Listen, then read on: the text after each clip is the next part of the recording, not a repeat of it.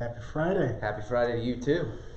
How's your week going? Good. It's busy around here. It is busy. Yeah, it's pretty exciting. Yeah, it's fun.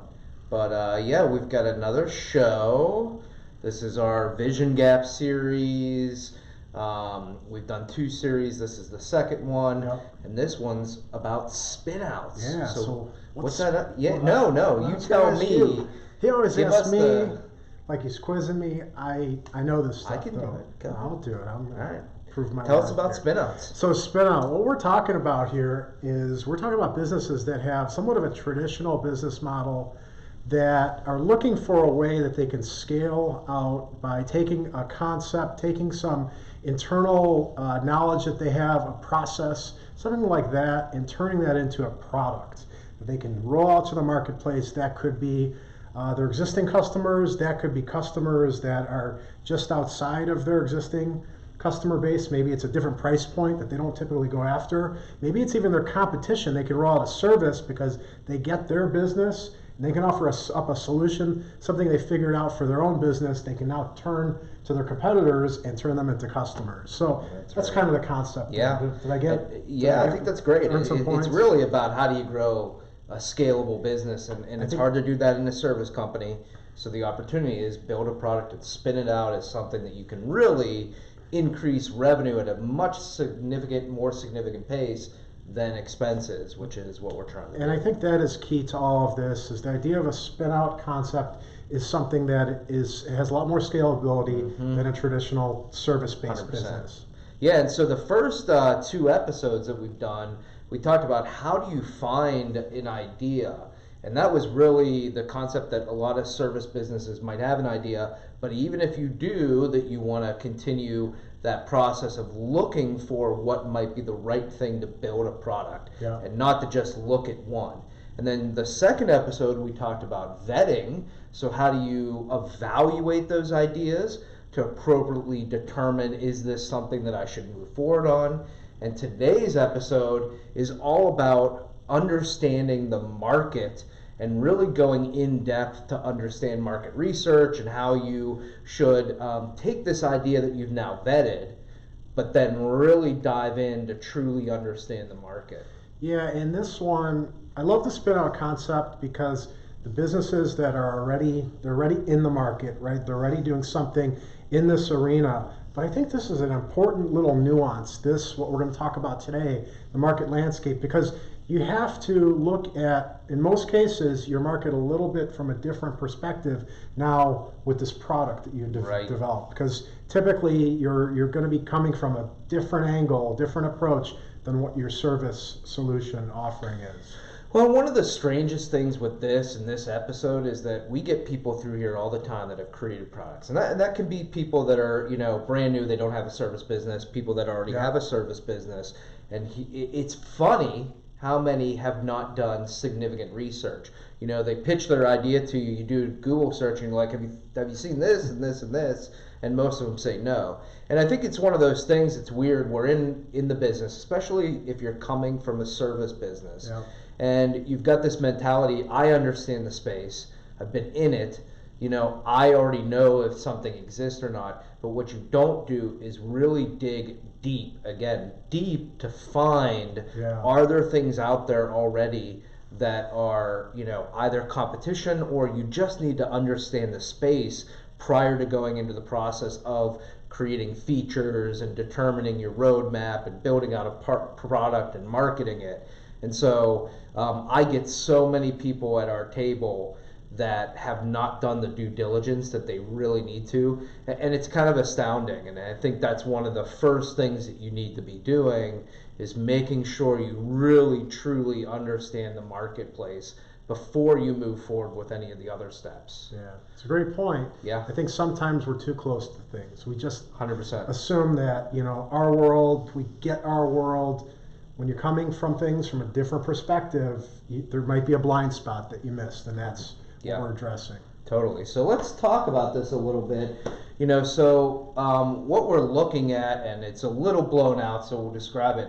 We got this big blue circle here that's same customer. Yep. And then we've got a green circle over here that says same solution. And there's really 3 areas. There's Number one, which is the overlap. You have the same customer and same solution, and what that is a direct competitor.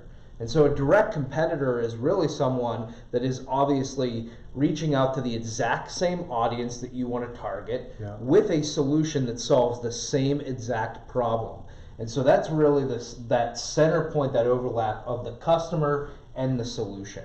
And that's the obvious one. That's the obvious That's one. the one that people say, oh, but there's none of these, so there's no competition out there. This is wide open. So that's typically the obvious one. Yeah. And then what we've got is number two, same customer. So what we typically call this is the alternative.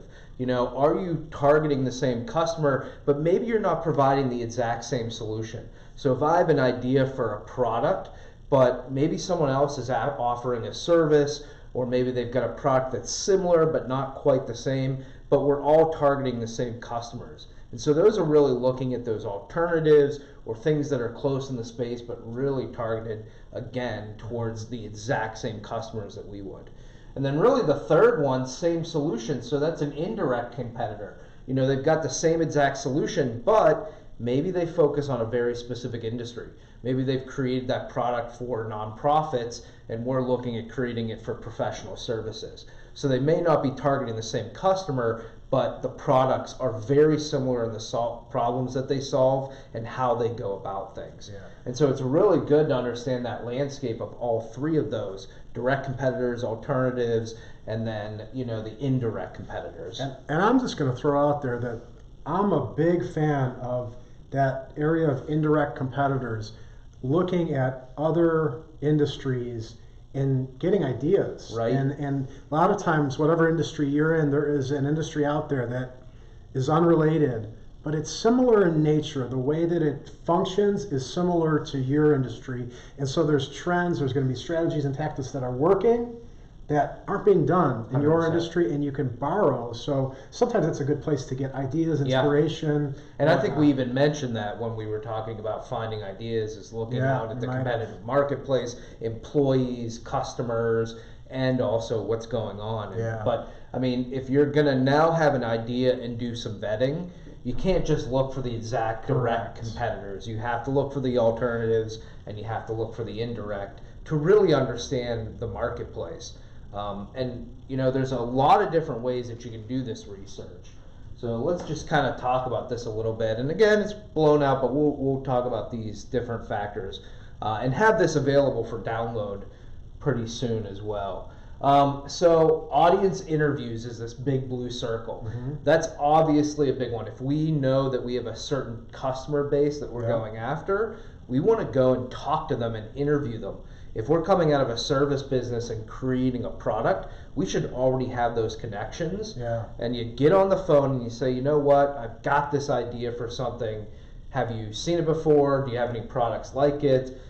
If you're being a little cagey and you don't want to share, you can still ask some questions around, hey, are there any solutions that you found that do X? Ask about the pain points, right? Just get about them to elaborate. Points. Yeah, and even this goes back to that vetting process. We said one of the things that was in vetting is, what's the pain index from 1 to 10? Is it something that, it's a little pain, but I can get by, with a little help from my friends, it's a number 2, or is it a 10, get high with a little help from my friends. Been listening to Beatles songs lately. Nothing wrong with really that. In my head. Yeah. So audience interviews, really connect with your audience. Industry publications. So are you going out, if you are targeting law firms, you're targeting manufacturing, are you going to those publications and flipping through some magazines? Are you calling them up and asking questions? Yeah. And then we'll talk about attend conferences ties into that. And that might be through those publications or just general conferences. But we really need to go to both of those, again, to gather data, but see, are there those direct competitors, alternatives, or indirect competitors? And if you're fully immersed in your industry, these publications are probably on your desk or on your desktop, and you can look through them. But now you're just looking from a different mindset of what else, different lens of what else is out there. So these might be great opportunities that are right in front of you right now. Yeah, and I mean, even if you don't want to just let it be. Another Beatles There you reference. go. You don't want to just let it be. You want to dig in a little bit further. Maybe you already know these publications, but it's worth maybe going further and finding if there's other ones that you haven't been familiar with. Again, we may take for granted our knowledge of our own industry, especially in this space. Next, competitive research tools. So there's tons of different tools and even websites out there. I think about SEMrush is one we use for search optimization. There's other ones that are out there where I can put in the website of someone and find out from a search perspective who Google considers their competitors. Yeah. And so that's a way that if I know that there's maybe an alternative in the market or an indirect competitor, I put their domain in and I may find things around them that I never saw before. And especially because Google can be a labyrinth of information, and so that can be a quick tool. But there's tons of others, the LexisNexuses of the world and things like that. Our little purple circle here, Google that shit. And the key statement. That a Beatles song? That is. That is a Beatles song. You haven't heard that one? Google no. that shit. Past page 2 is the key component here. Go deep. Yeah, because it's funny. I said those people come in the room and they say I haven't found anything. Well, and the reality is, if there's other startups in the space, they may not have reached page 1 of Google yet. So sometimes you have to click all the ways to 10, no man's land, and actually see if there's something out there. And one of my favorite quotes that I'll just throw out there, page 2 of Google results is the best place to hide a dead body. So, because no one goes there anymore. But it really is about, I think, going into that depth to find something. I'm going to write that song, by the way. Ask on social sites. So can you go on Facebook into different groups, or LinkedIn, there's different groups for things. Yeah. And just say, hey, is anybody else experiencing this pain? What do you do about it? See what the comments are. If people respond with solutions that might be appropriate or end up being competitors that you can look at. Yeah. And then finally, just another one, searching databases. Like I said, I mentioned LexisNexis, but there's tons of directories online. There's all types of databases that, even going to your state and kind of looking through, the types of businesses that are out there. But again, these are all different pieces, and I think the key comes back to a lot of people have the idea. They think they know their industry. They do a quick Google search, and if things aren't in the first 4 results, they say, wow, I've come up with the most original thing. No, if you haven't gone through all of these, calling the audience, talking to publications, attending conferences, Googling that shit, using tools, attending conferences, all that stuff, then you're probably not really going to the depth that you should be. Yep. This is deep research, right? Going Yeah. through all this, going through the steps, diving in there. And then that way you can come out and say, I really understand the marketplace, and even if there are competitors, you can at least put them into some sort of grid and evaluate them, which is fortunately the next thing that we were going to talk about is doing that. And so this process of research, now we really want to create something that can help us get a guide of what's in the industry. Yeah. I've actually, so this is a high level, and we'll talk about some of these factors. I've also done this with customers to the feature level, where literally we wrote out every feature across a wide range of competitors and marked off which competitors had which features. And it was really cool. We ended up creating this sheet, and there were areas where there were gaps. Where maybe there was just one software that did something, and you could see these gaps across a list of 60 features that were across 15 different softwares in the space, and you got a sense of, okay, here's where people are really not helping solve certain problems. Yeah. So there are some interesting ways to do that. This one here, a couple of the factors I like to at least track with competitors, market share, we've talked about this before, the term opportunity, how much opportunity is in a market. We use that when we're vetting to say, okay, there are 30 million companies that could use this. That's the opportunity. What we want to know here for the competitors, can we get a sense of their market share? Do they have 10% of that? Do they have 50% of it? And one of the things you'll see, I only filled out the top one here, but for each of them, I like to do both an analytical number as well as some subjective text. Okay. So competitor 1, maybe they're a 6, they have a good foothold in the market. Competitor 2 is an 8, they're the 100-pound gorilla and they really own the market. And competitor 3, they're a 2, they have a very small market share, they're a newcomer. And so we're doing this on kind of an analytical perspective where we can add up scores to understand where people fit, but then adding some notes to really understand what that means for us. And that's part of the methodology that you go through when you're working with clients. What I like about it is that drawing those logical, that information out of this. It's not just a bunch of ideas. This is organizing it in a way that you can understand where there are gaps, and the gaps mean opportunity, or it means oversaturation or whatnot, but it shows the differences between what's out there, what you're offering, where you've kind of fit in that landscape. So it's a good way to go through it. Me, our internal mission is to obliterate mediocrity, complexity, and ambiguity. And that fits right into ambiguity and complexity, as I like to break things out and put them in logical structures, and something that a lot of people have a tendency to sit in a room and just have conversations around. I want to make sure that they're put in logical of structures that can be evaluated. So obliterating that ambiguity. Some of the other ones that we look at, price. So obviously we want to know price for competitors. Offering structure. So do they have different packages? Do they have add-ons? How does that work? Do they group it in different ways? Do they offer services with a product? We just want to look at how, generally it's all structured and make sure we clearly understand that. Brand reach. Are they on social channels and they've got thousands and thousands of followers? We can use some of those tools we talked about to understand what the traffic is to the site. That SEM rush will tell you, how much, like a estimate of the organic search traffic that they get, how much they're paying in Google Analytics. So we want to understand how much is their marketing penetrating the audience. Customer opinion. Can we find reviews out there on product sites? Do they have testimonials on their site? Can we call up some of those audience members that we talked about earlier and say, hey, what do you think of these guys? And, what are they doing right? What are they doing wrong? That'll tell us a lot. And then just some of the others that we added, customer service. What's their customer service like? Can we call customer service and fake and just see what happens?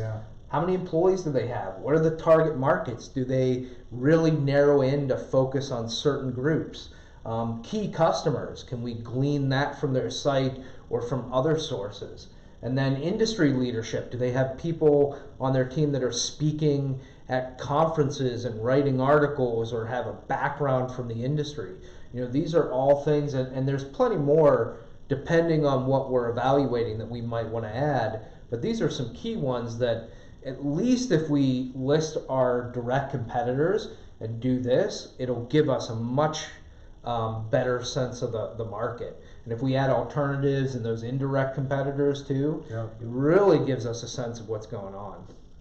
And then the next stage that I mentioned, you really can do as well. If you're talking a product, break it down to features and really say, okay, I'm going to take these 3 competitors, I'm going to list all the features that I know that they all have, and then I'm going to mark them so that I can see almost color-coded, what is the offering set across all my competitors on features. And then that might help me identify, okay, well, I've got an opportunity to do this better with this to have a much more competitive product. So there's some cool ways to do it. For sure. I really like the feature, after you get through this, matching up features, because again, that allows you to walk away understanding. Sometimes it's bundling. Sometimes it's hitting the areas that are untouched, or sometimes when every competitor has a certain feature, that means, well, I better deliver that as well. And we've talked about, we're doing another show called SaaS Coach that really is all about software, and we're right now doing a series on retention for that. And one of the things was creating sticky features, features that, they get users in and those users can't leave from. And in that show, that's very similar. We list out all the features, and then even in this evaluation, you really want to look at what's going to be sticky so that we're creating a product that retains users and doesn't have a high churn rate. So we're starting to get overlap on our shows here now. with Spin Out that's talking about building products, and SaaS Coach that's really focused on software as a service, Yep. and we're talking about retention. So some pretty cool stuff right now. Absolutely. So that's market research. Again, just to kind of summarize, so important to make sure that even though you have an idea, you may know the industry, that you're just not being, that you're making sure you're going in depth and truly understanding what's out there. And there's a lot of different types of competitors, the direct, indirect, and alternatives. There's tons of sources, and we have to get on the phone and use our feet and maybe sing some Beatles songs in the car on the way to the conference, whatever it takes, and then finally evaluate all this in some sort of logical perspective that we can do it both analytically and subjectively so that we have a true vision of what the marketplace is. Good stuff. Yes. So this is our show. What's next week? Let's take a look. Prioritization and roadmap. So this will be fun. We get to talk about how do we, start prioritizing, building out our feature set, and then creating a roadmap forward. And this will overlap again a little bit with our SaaS Coach show, but I think that's good. And maybe our watchers out there, our consumers, will go and check out both shows and really blow their brains out. And if you're thinking about like in a good way, right? And if you're thinking about the product being along the lines of software, I encourage you to go check out SaaS Coach. It's saas.coach. It's a bunch of resources there. There's a couple series, our shows that we do there, some downloads, all that kind of good stuff over fun. there. Cool. Well, this was a good Friday. I think we had a great subject here for our, Spin Out product fans, and so we'll see them next week. Again, if you like, please, follow us on YouTube and send us questions. We would love to add some audience interactivity and answer your questions, and maybe just talk about some of the cool stuff either during the series or at the end of the series. We can really talk through what people had to say about it. For sure. We'd love to hear from you guys. So yeah. Awesome. Strawberry Fields forever. Yeah. Sergeant Pepper.